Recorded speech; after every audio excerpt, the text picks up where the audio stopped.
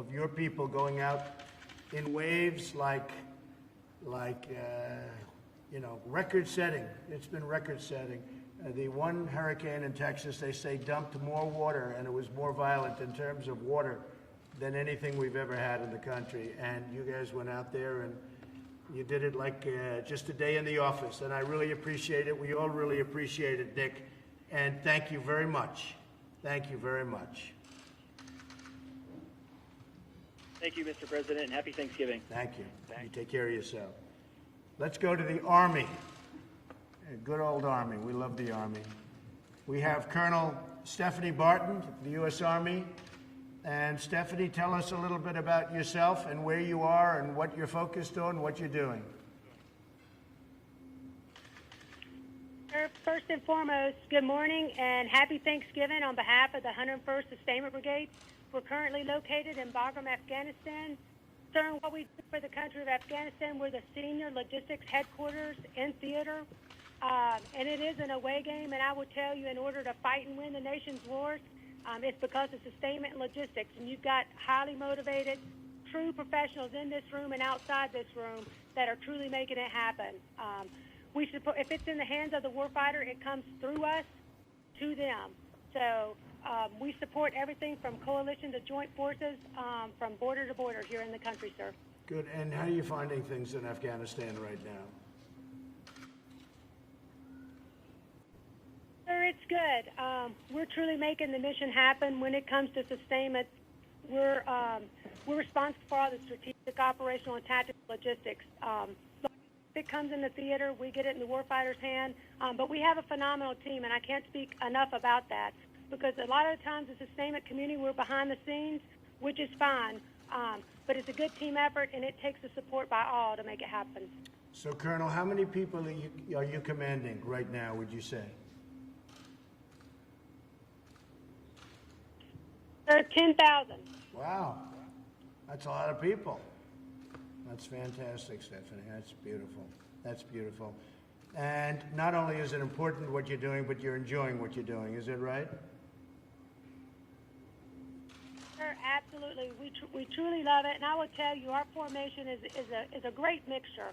We have all the Army combos from the active duty, National Guard, Reserve. We have Army, DOD civilians, and civilian contractors that literally we all come together and make this mission happen. So we do hate that we're not with our family and friends today, but I tell you, we are a close family here, and I'm truly happy to be a part of it. It takes the whole community, from green suiters to civilians, to make it happen. And sir, you would be very proud, because we truly are. It's fantastic. We're proud of you. And I tell you what, we're proud of your people. And please say hello to everybody.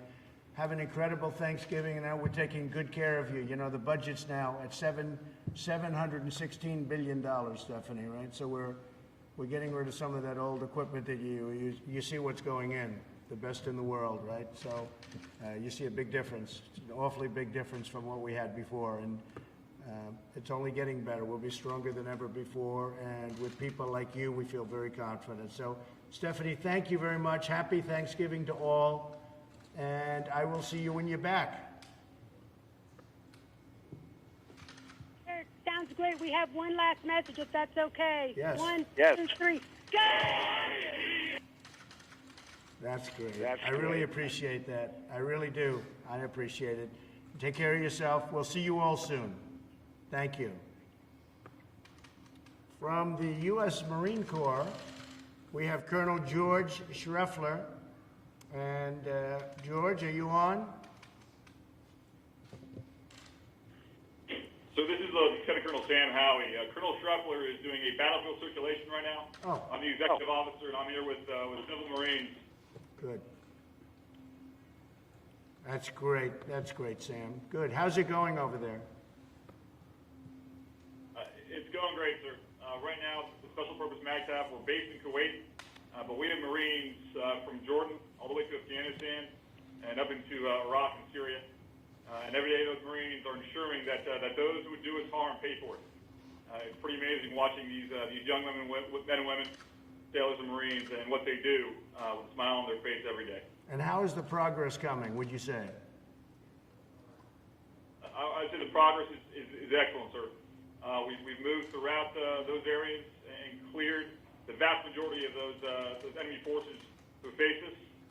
And right now, I think we're in a good position to continue that for the rest of the year or foreseeable future. That's great. That's great. I'm hearing very good things. And they treat you good over there, I imagine, right? Do they treat you good? They're outstanding. Our partners throughout, include here at the Al Jaber Air Base with the Air Force, they treat us like gold. We want for nothing. And today we had, I think everyone can agree, a fantastic Thanksgiving dinner here aboard the base. That's great. That's great. Well, they should. We're good friends, and they've been a good ally. We treat them well, and they treat us well, and a lot of good things are happening over there. People are surprised to see how fast things are turning around. But you have one of the great bases. You have something that's incredible and special. And we'll get to see you, Joy. We're going to get to see you very soon. And I will say, and say hello to everybody else, but I will say I want you to have a great Thanksgiving. You are, what's the time difference? What is your time lag over there? How many hours between, let's say, East Coast? Right now, sir, it's 1800 in the evening. Right. So it's about a Big. 10-hour difference between Yeah. us. Yeah, That's a pretty big that's a time pretty big difference, right? difference, right? That's a pretty big time difference. So you've celebrated. Well, listen, you just take care of yourself and say hello to the Colonel and everybody. And you're special people, very, very special people, and we're very proud of you. And give my regards to Kuwait and everybody, but a lot of progress being made. Your country is really doing well. It's really doing well, like it hasn't done before. So that's good. It's always good to be fighting for something that is working. And unlike a lot of countries, this one works well, and it's working better than ever. So we'll see you when you're back, or maybe we'll see you some other place, okay? You're out there, Semper Fidelis. Well, thank you very much. Thank you very much. Thank you. Take care of yourself. From the U.S. Navy, we have the commanding officer, Captain Pat Hannafin. And Pat, are you on the phone? Yes, sir, I'm with you. And from the over 4,800 sailors and airmen aboard USS Ronald Reagan, the nation's only permanently forward-deployed aircraft carrier, we are currently in Victoria Harbor, Hong Kong, about 13 hours ahead of you. Still Thanksgiving here. And from all the sailors aboard Reagan, serving strength for America in the Indo-Pacific, we wish you a happy Thanksgiving. Well, that's great, Pat. I appreciate it very much, and say hello to everybody, and happy Thanksgiving to you. So the condition of the ship is A1? Alpha 1, sir, absolutely. Okay, good, very important. So, you know, we have another big one. The Gerald Ford is going to be joining you pretty soon. How does this compare in size and scope with the Gerald Ford? You know all about that. That's the new one, right? Yes, sir. Size and scope. A good friend of mine just left command of that. But size and scope about the same. Certainly some improvements there to the plants and a few of the radars, and even the catapults and gear are slightly different as well. So But tell, push tell, it up hey, for Pat, daily. yeah, Pat, tell me about the catapult system. So on the Gerald Ford, they don't use steam, which is the first one that I've ever heard of that doesn't use steam. And I know they have some difficulties, which I'm not happy about, and they spent a lot of money. And I was just curious, the steam system is tried and true for many, many years, as long as we've had aircraft carriers. How do you find steam versus what they're doing on the Gerald Ford, which is electronic and digital, if you can believe it? Yes, sir. All of our Nimitz super carriers have been using steam for decades, and we find it pretty reliable. However, the electromagnetic catapults that they're running there offer some great benefits. Obviously, like any new piece, you got to work through the bugs, but they offer some benefits not only to stress and strain on the aircraft to extend service life and other pieces. I have no doubt we'll work through that just as we work through all of our other advancements and continue to bring it to the enemy when called to do so. So when you do the new carriers, as we do and as we're thinking about doing, would you go with steam or would you go with electromagnetic? Because steam is very reliable, and the electromagnetic, I mean, Unfortunately, you have to be Albert Einstein to really work it properly. What would you do? Yes, sir. You sort of have to be Albert Einstein to run the nuclear power plants that we have here as well, but we're doing that very well. I would go, sir, Mr. President, I would go electromagnetic cats. I think Okay, that's good. the way to go. We do pay a heavy cost for transiting the steam around the ship. Good. Okay, I like to hear that. I'm actually happy about that answer because at least, they're doing what they're doing, but that's actually a very good answer. So, Pat, how are you seeing things over there? What's going on? Yes, sir. We have been flying, sailing, and operating everywhere international law allows, just as we have for decades out here, in full support of our free and open Indo-Pacific push in company with our Japanese and other allies. We've worked with the Japanese here in Keen Sword, the Australians, Canadians, so a lot of allies out here, and we are certainly their best friend and our allies and our adversaries' worst fear. And that's exactly what we want to do, is bring peace through strength to this region. Right. And you have a 6-month deployment approximately? Sir, we're a little shorter than that, but Reagan, as your only permanently forward deployed carrier, spends about half of the time each year out and about half back in getting maintenance work on it. Each of the sailors and airmen aboard spend 3 to 5 years out here with us at a time before going back to a stateside assignment. But we're all honored to be serving the nation out here. Right. Pat, why is it that the Reagan is the only one that's permanently deployed of all the aircraft carriers? Why is that? Was it set up for that, or is it just happens to be? Yes, sir.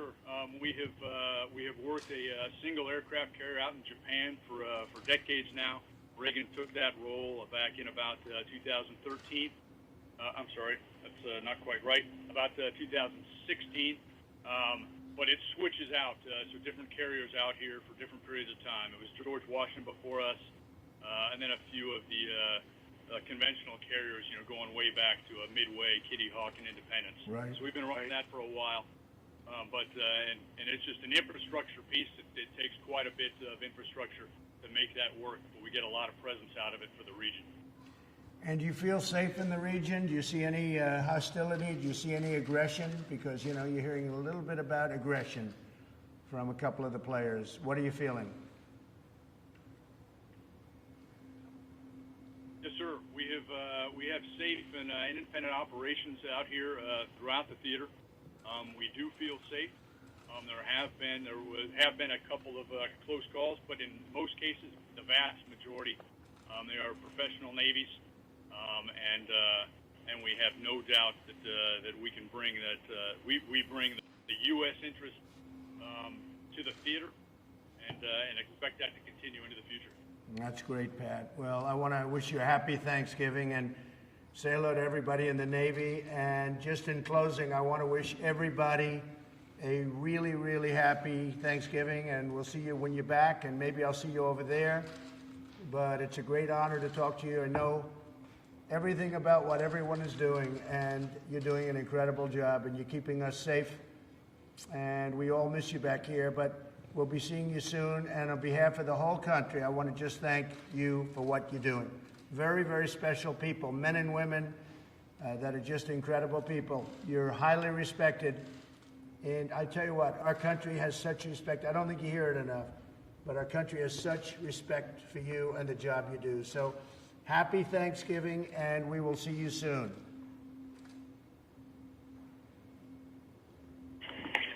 Happy Thanksgiving, Mr. President. Happy Thanksgiving. Thank you. Thank you all. Goodbye. Bye. Great people. They're great people. Okay? President, are you looking forward to going to Afghanistan or going to the Middle East? We're going to do some interesting things at the appropriate time. We'll be doing some very interesting things. Excuse me? Do you have a sense of when the trip might be yet? I do, but I can't tell you. You're the last people I can tell. How is everything in Florida doing? Okay.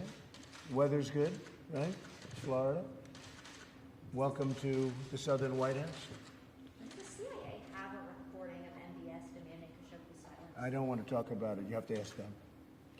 About the border, Mr. President, Well, the border's coming along very well. It's become very strong. We're getting some terrible decisions from the Ninth Circuit, as usual. I don't know if we've ever had a victory in the Ninth Circuit. We have to appeal it. Yes, a vast number of their decisions get overturned, generally speaking. And it's a shame. It's a shame. It's a disgrace, frankly. And essentially, they're legislating. They're saying what to do. Some judge sitting in some location very far away is telling our incredible military and law enforcement what to do, and it's not right. And it's been going on like that for a long time. And we are doing really well, considering the laws are a disaster. And if we had the right laws, it would be a lot less expensive and would do it a lot easier. But we don't have the right laws, and we have people interpreting the laws, and they always give us a bad interpretation. So hopefully we've shown some light on the Ninth Circuit. I know that Chief Justice Roberts, John Roberts, has been speaking a little bit about it, and I think and I have a lot of respect for him. I like him and I respect him, but I think we have to use some common sense. This Ninth Circuit, everybody knows it. It's totally out of control. And what they're doing, what they're saying, the opinions are very unfair to law enforcement. They're very unfair to our military. And they're very unfair, most importantly, to the people of our country, because I'm keeping them safe. And you see how we fortified things, and all of that vast amount of fighting that you see going on at the border, it's all taking place in Mexico. And Mexico cannot believe how tough these people are. The mayor of Tijuana and so many others had said, boy, these are tough people. They start fighting right away. They're tough people. You have many criminals in that caravan, and the big caravan hasn't arrived yet. And we're very well fortified. We have fencing and walls like very few people have. We've been able to do it rather quickly. Cosentino wire, and so many other things are there now that they didn't have. And they're not coming through. We're not letting criminals into our country. Got to come in legally. You have to come in through a process. And we want people to come in because I have many, many companies moving back into the United States. They're opening up car plants. They're opening up factories all over the country. The United States is booming. We have the lowest unemployment we've essentially in most groups ever had. So we have a lot of good things happening. We need workers, but they have to come in legally. We want them to come in, but they have to be people that want to work and want to do a great job for our country. They come in through a merit system. They have to come in. Right now, under the Democrats, they don't have a merit system. They want open borders and people can just flow in. You have tremendously dangerous people in those caravans, and we do not want them coming into the United States, and we're not going to let them. We're throwing out MS-13 and so many others. We're throwing them out of our country by the thousands that got in here over the years, and we're throwing them out by the thousands, and we're bringing back towns. We're making towns safe, and we're doing an excellent job, but we're getting hurt by the Ninth Circuit very, very badly. Everybody files in the Ninth Circuit. I haven't seen anybody file anyplace else. They automatically go to the Ninth Circuit. They could go any place in the country. And I think we're going to have to stop that somehow. The judges are going to have to get together, or Congress is going to have to get together and stop it, because they're taking advantage of our country by filing consistently and always, just about, that I see, in the Ninth Circuit. Even our legislation that we did have passed, it failed in the Ninth Circuit, it failed in the Ninth Circuit appeal, it then won in the Supreme Court. And it's just a shame, because it's really hurting people. It's hurting our law enforcement tremendously. And now that the military is on the border, it's really hurting our military. And frankly, when they hear these decisions, these are professionals, the military, the law enforcement, first responders, they can't believe the decisions that are being made by these judges. This is what they do. They do law enforcement, law and order. And they get these decisions down. They say, who makes these decisions? They're not into the lawyer things. They say, who makes these decisions? Who are the people that are giving these decisions that are going to make it unsafe for us, meaning law enforcement and military, and making it unsafe for the United States? So despite that, we have a very powerful border, and a lot of good things are happening. Mr. President, are you concerned that by not punishing Saudi Arabia more, it could send a message to other world leaders that they can do as they please and America could be weak in their eyes? No, not at all. Saudi Arabia has been a long-time strategic partner. They're investing hundreds of billions of dollars in our country. I mean, hundreds of billions. They're keeping the oil prices low. I see that yesterday, one of the papers, I was blamed for causing traffic jams because I have the oil prices so low. Well, I have the oil prices low because I'm jawboning them and others all the time to keep them low. Nobody ever did that. No president ever did that. And gasoline is now at a very low number.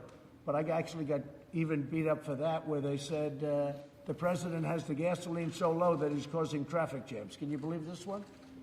I said, that's one nobody ever thought of. So anyway, no, but I'll always, let's have some traffic jams. We want low oil prices, and Saudi Arabia's really done a good job in that respect. They pumped out a lot more oil than was going to be pumped out when I called them about 4 weeks ago. And if you look at oil 4 weeks ago, it was at 82, 83, and it was going up to 100 a barrel.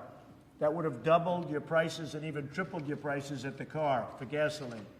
And instead, you have very low gas prices all over the country. That's because of what I did, and Saudi Arabia helped us. But very importantly, they're investing billions of dollars. They're buying their equipment from us. And remember this, they don't have to buy it from us. They can buy it from Russia, and they can buy it from China. They make very good equipment. They don't make as good equipment as we make. Nobody does, nobody even close. But they make very good equipment. So they can spend that money in Russia and China and other places, and that is not acceptable. Well, the CIA, Mr. President, concluded with confidence that India... They didn't conclude. No, Josh, they didn't conclude. I'm sorry. Wait. You're saying they did not? Josh, no, they didn't conclude. They did not come to a conclusion. They have feelings certain ways, but they didn't. I have the report. And you can ask Mike, they have not concluded. Nobody's concluded. I don't know if anyone's going to be able to conclude that the Crown Prince did it. But I will say this, I don't know. I don't know. But whether he did or whether he didn't, he denies it vehemently. His father denies it, the king, vehemently. The CIA doesn't say they did it. They do point out certain things, and in pointing out those things, you can conclude that maybe he did or maybe he didn't.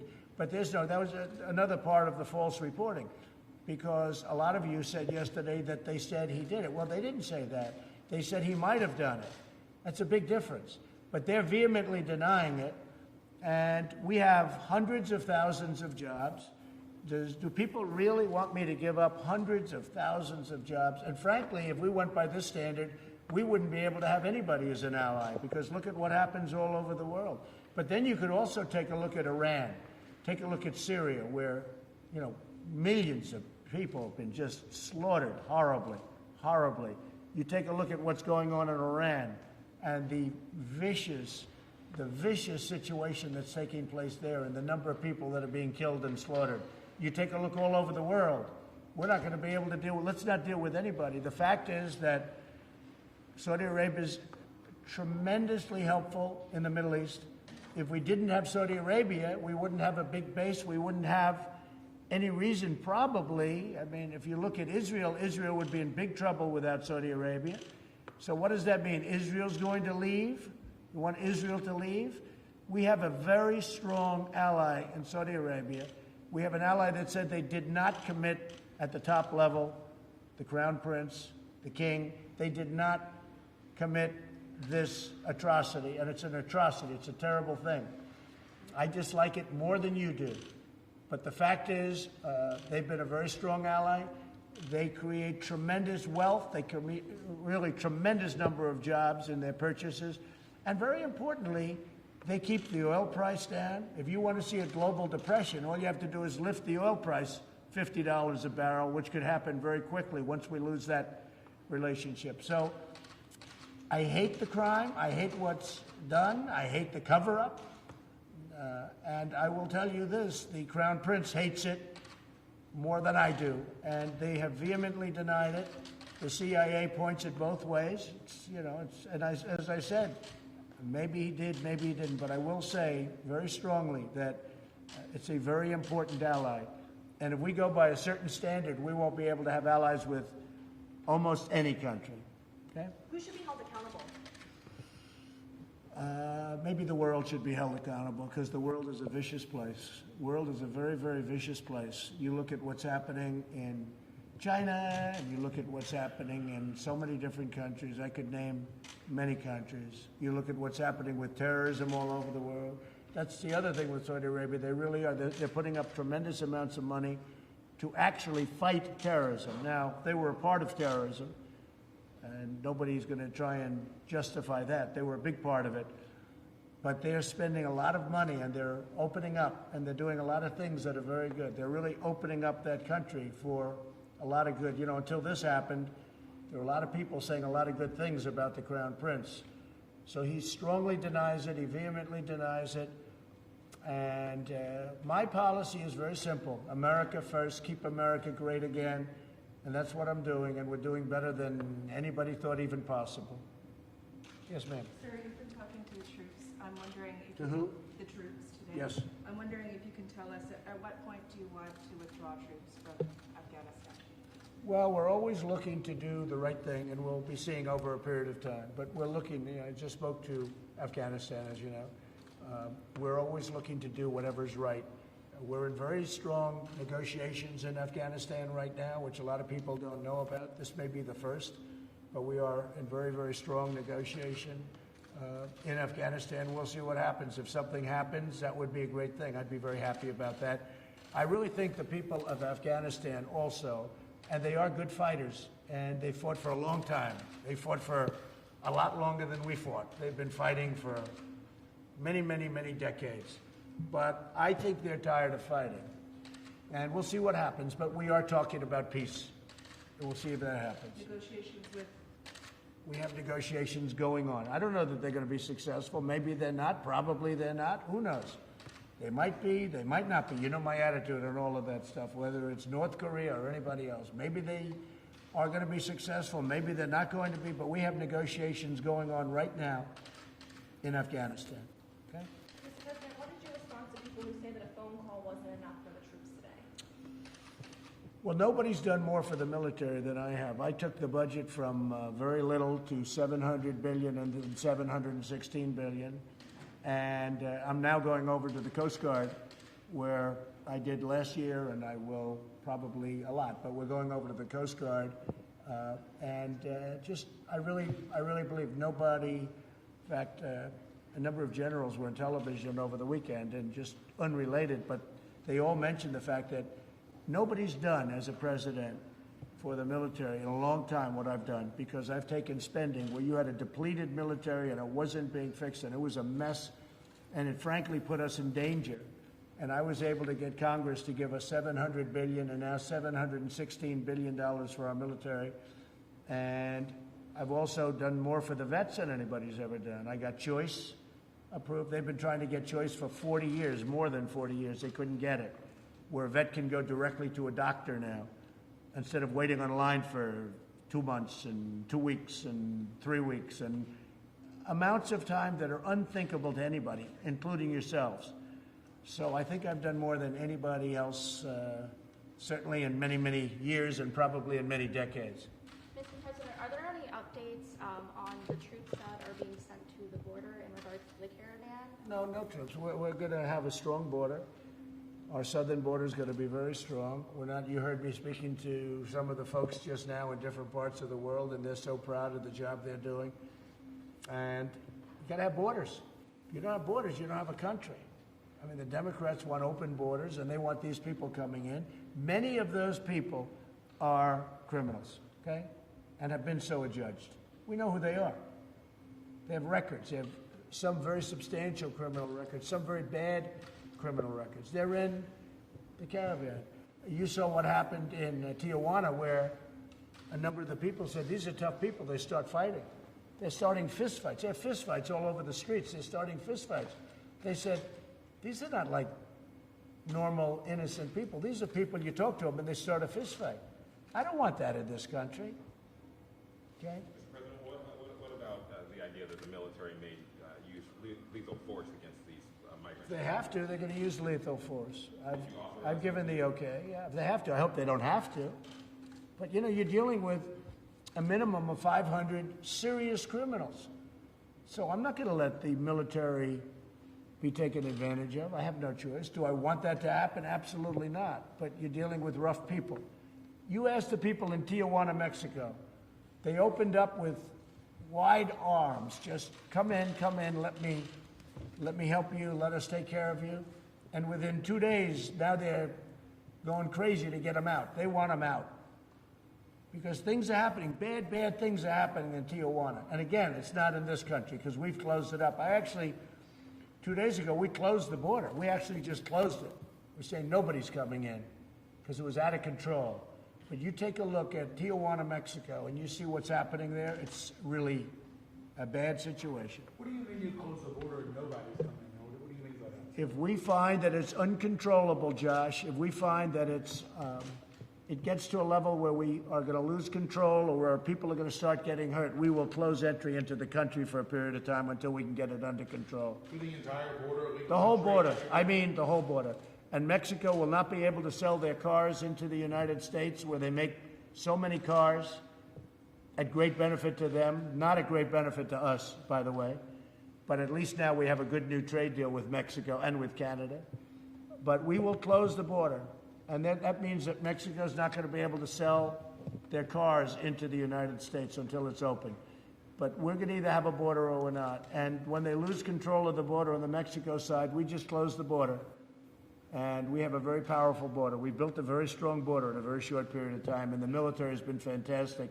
The job they've done. And by the way, Border Patrol and ICE, all of the law enforcement we have involved, and we have local law enforcement too, they have done an incredible job. And they've wanted this for years. You know, I'm the first president that's done it to this extent, but they've wanted this for years.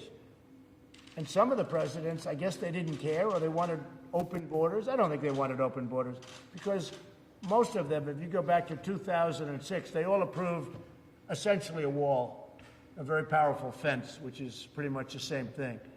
But in 2006, if you look, Obama, you look at Hillary Clinton, you look at Schumer, all of the people that are standing up protesting, they think it's good for them politically. See, I think it's very bad for them politically.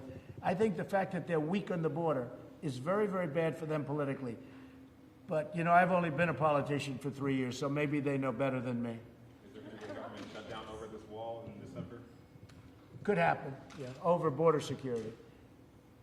The wall is just a part of border security, a very important part, probably the most important part. But could there be a shutdown? There certainly could, and it will be about border security, of which the wall is a part. Do you think Secretary Nielsen is doing a good enough job? Well, she's in there trying, I'll tell you. It's a tough job. I mean, yesterday she gets a ruling that things that we were doing, a judge that knows nothing about it decided to take law enforcement into his own hands, and he gives a ridiculous ruling. So we'll appeal it. But it makes the job harder. We're still doing the job perfectly. But it makes the job harder, and it makes the job more dangerous. Because a judge made a ruling that was shocking. Okay? Just to be clear, going back to the idea of shutting down the border, what would it take for you to reach that step? You want to do that? Well, I've already shut it down. I've already shut it down for short Are periods. you talking about that one border? No, yeah. I've already shut down parts of the border because it was out of control with the rioting on the other side in Mexico, and I just said shut it down. What does that look like in practice? What? What does that look like in practice to shut down the border?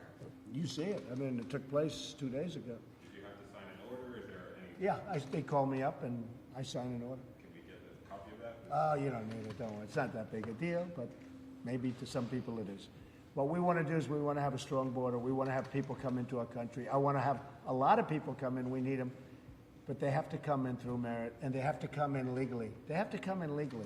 You know, we have a lot of people, millions of people that have been waiting online for years to become citizens of our country. Great people. They went through a whole process.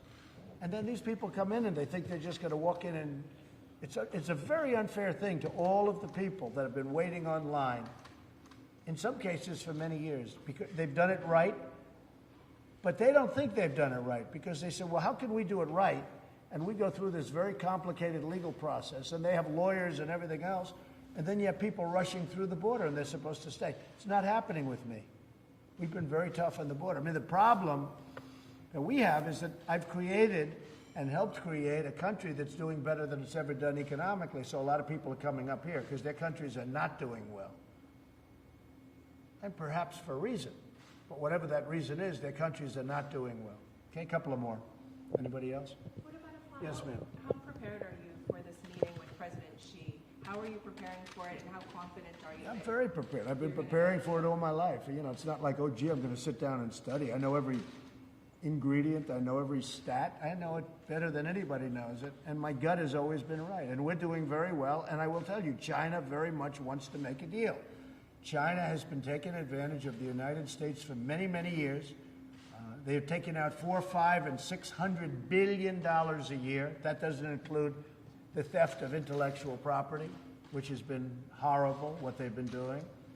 And, you know, it's not a question of preparing. I think I prepared for this meeting. I had a meeting literally right in that corner with President Xi. We have a great relationship. I like him a lot. I think he likes me. He probably likes me less now than he did before we did what we're doing. But we've picked up trillions of dollars in value, and China has lost trillions of dollars in value since I'm president. Trillions, many trillions of value. And we've picked up many trillions of dollars in value. And we are a true economic power, far greater than we were before I became president. We are an economic power that is far greater than we were. When I took over, we were teetering. We were in bad shape. We were going down to -4, -5, -6% in GDP. Instead, last quarter we hit 4.2%. And we are doing very well. I can say this, China wants to make a deal very badly. Do you think it's going to happen? Because of the tariffs, because right now on $250 billion, they'll be paying as of January 1st, 25%. And in many cases, they're already paying 25%. On the rest that they're not, they're paying 10%. But the 10% goes to 25% on January 1st. And so they're going to be paying a tremendous amount of money, which, frankly, is great for our country. We're taking in billions of dollars from China. We never took in 10 cents from China. They took everything from us. We never took anything from them. Now, as of already, we're taking in billions. China is, people don't understand this. China is right now paying us billions of dollars a month. That's never happened before. And soon, they're going to be paying us many, many billions of dollars a month. But China wants to make a deal. If we can make a deal, we will. Are you worried about Matt Whitaker's finances and his potential hackers? No, Matt Whitaker's a highly respected person. And, you know, once I choose somebody, they always go through hell. But Matt Whitaker is a highly respected man. The Justice Department respects him tremendously. I've spoken to a lot of people. And, you know, the press has been nasty to Matt Whitaker. But I can tell you that he is a highly respected, strong person. And he's doing a great job. Everybody tells me that. He's doing a really great job. Have you done anything, Mr. President, to try to bring Julian Assange back to the United States? And No, I haven't been asked to, no. Would you want him to face charges here? Do you think I don't know anything about it. I'm not very familiar with the whole situation. But I would say that if somebody made a request, I guess it's something we consider. I just don't know very much about that situation. Okay? What else? Anything else? Are you interviewing people this week for new jobs in your administration? Yeah, we'll have a few. I'm very happy with my cabinet and people that work for me and for us, really work for the country. We have a great cabinet. We have absolute stars. But a few of them, I would say, can do very well outside. Everyone's doing well when they leave. That's one thing I'll tell you. Everyone that leaves the Trump administration has come out really well. I'm very proud of a lot of them. Look at Hope. Hope Hicks is doing a fantastic job. She's a fantastic young woman, and I'm very proud of her. Look how she's doing. She's become a very important person in the outside world. And we have many such people where they work here for a year and a half or for a period of time, and they go outside and they do really well. Many of them. So, and that's what I want. I want to see. There's always a lot of change. Yeah, I'll probably be changing a couple, maybe a few, but very little. Overall, we're very happy. Are you doing interviews this week for that? Yeah, I'm doing interviews this week. I'll do interviews as we say in the Southern White House. People like doing interviews here. What jobs are you interviewing for, Mr. President? Well, I'll let you know. I'll let you know. But you'll be seeing. I know. Maybe I will. Have you talked to Ivanka about her emails? Yeah, I have, actually, and very innocent, a short period of time, very early on. There was no deletion of emails like the 33,000, plus probably another 100,000 that Hillary Clinton did after she got a subpoena. There was no bleach pit. There was no anything, just innocent emails. There were no classified emails. A much different deal. It's another fake news story. And she did transition out. She was a private person, and then ultimately she transitioned out from private to government. And I believe all of her records are in the Historical Society, the historical records. Much different than the other situation that I've talked about for a long time. But she transitioned out, but everything's in historical records. I'll see you over at the Coast Guard. I'm going over to say hello to the Coast Guard right now, which I look forward. I'll see you. I don't know if you're going, but if you are, I'll see you there. Thank you all very much. What are you most thankful for, Mr. President? For having a great family and for having made a tremendous difference in this country. I've made a tremendous difference in the country. This country is so much stronger now than it was when I took office that you wouldn't believe it. And, I mean, you see it, but so much stronger that people can't even believe it. When I see foreign leaders, they say, we cannot believe the difference in strength between the United States now and the United States 2 years ago. Made a lot of progress. Thank you very much. Dr. Mueller, we're going to see you guys at the Coast Guard. Thank you so much. Thank you, everybody. Thank you so much. You guys, thank you. So, of course, yeah.